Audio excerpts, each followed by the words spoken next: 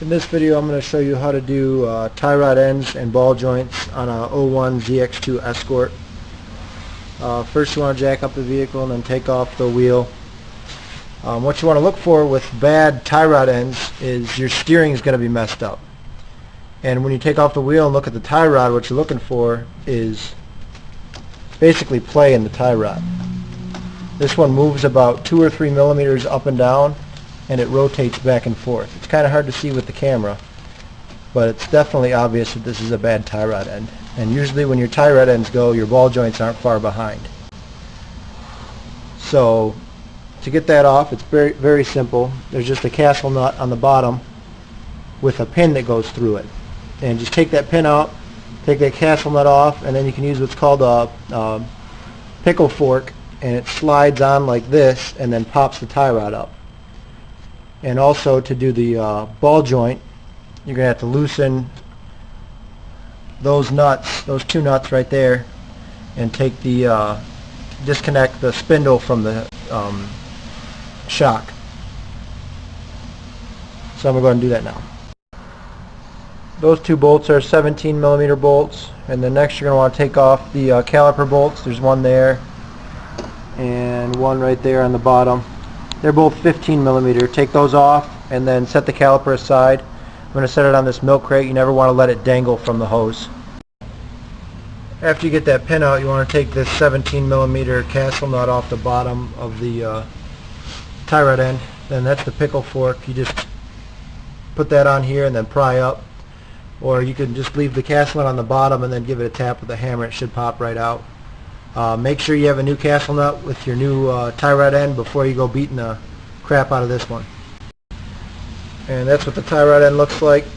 As you can see, this one's pretty loose. I mean, it just flops around and it should be tight. I can spin it with my fingers. Shouldn't be able to do that. So now what you're going to want to do next is there's a nut here. These aren't always lefty-loosey, righty-tighty, so if it won't go one way, then try the other way. But the trick is to try and not mess up your alignment. You're going to want to mark the top of this nut and remember where that goes.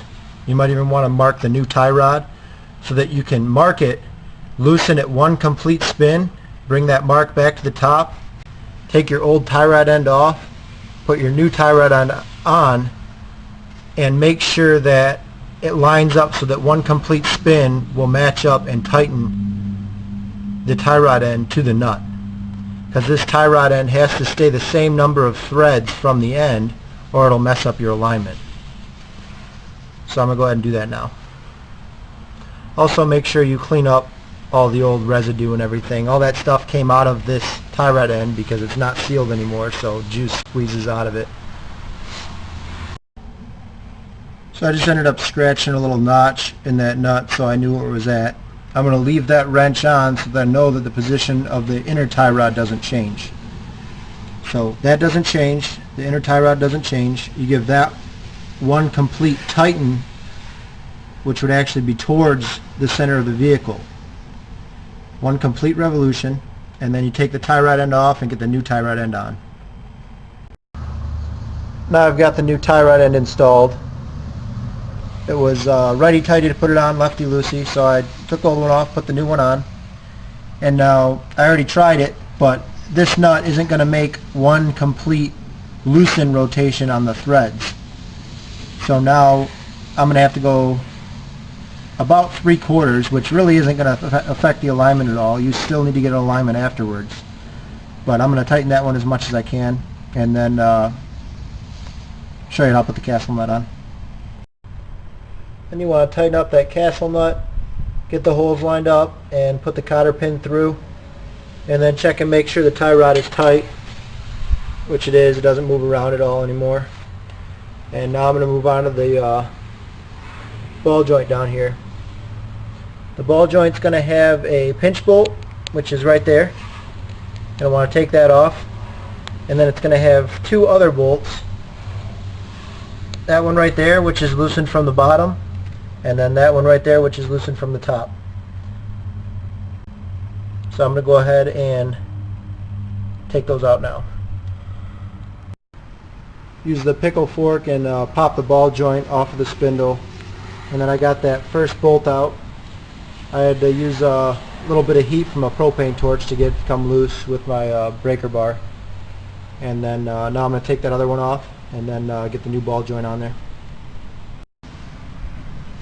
Once you get those two bolts snugged up, then you want to slip the pinch bolt in after you get the spindle and the ball joint lined up inside the hole.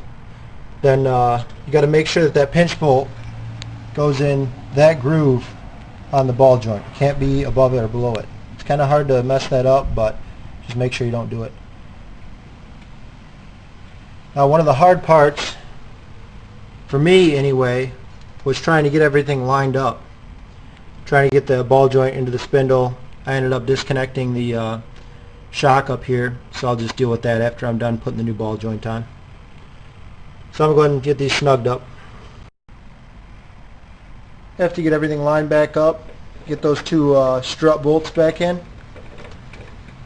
and then tighten them down. Make sure you're double check and make sure your pinch bolt and your two ball joint bolts are tight. Put the wheel back on, and it'd probably be a good idea to go get alignment, but if you don't feel it necessary, then don't.